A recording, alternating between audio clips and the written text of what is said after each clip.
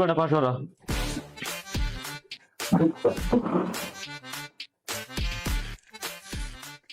এসিটা ছাড়।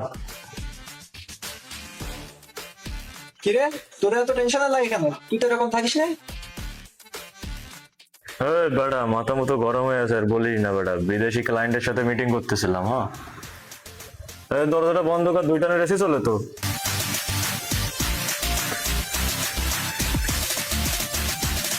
আরে এত আপসেট হওয়ার কি আছে? আল্লাহকে নোয়াখালী চল, এমনি তো তোরা দুজন এখানে কিছু করতে পারবি না। আমি ভাবলাম ঈদের সময় কারো বাড়ি গিয়ে ঝামেলা করার দরকার নাই, বুঝছস। আর আমার ঈদের পরে একটা মিটিং আছে ক্লায়েন্টের সাথে, আমি যাইতে পারবো না। বাবু রে কি ফর্মালিটিস, আমি তো ভুলে গেছিলাম আল্লাহকে বসে আছে এলাকার বড় ভাই। সারা বছর আমরা সবাই যখন একসাথে থাকি তখন আমার খুব ভালো লাগে, কিন্তু যখনই কোনো উৎসব আসে, বিশেষ করে ঈদের সময়, তখন আমার খুব খারাপ লাগে। তোরা যখন সবাই বাসায় যাস, আমি আর হাসি একলা একলা বসে থাকি, তখন মনে হয় আমাদের কেউ নেই, আমরা এতিম।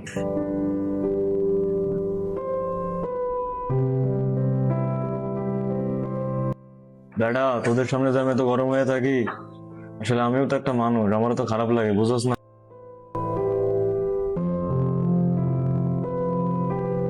এই কে বলছো তোরা এতিম? আমি আছি না, আমি বাসায় যাবো না, আমি এখানে উঠবো।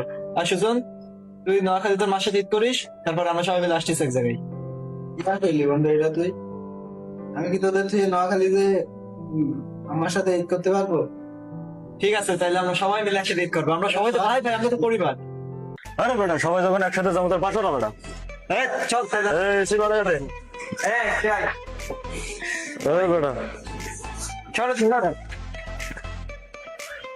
ঈদে এত সুন্দর সুন্দর জামা, সবার জন্য জামা নিতে হবে আগে। মা, আমরা বেগুন মেলে আইতেছি, আপনি খানা রেডি করেন।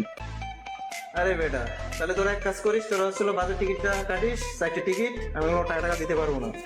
বেটা আমি তো একটা টেনশন কিসের, আমি আছি না, বাসের টিকিটের খরচ আমি দিব। আমার একটা ফরেন ক্লায়েন্টের সাথে মিটিং আছে, আমি মিটিংটা শেষ করে আসি, তোরা বয়ে থাক।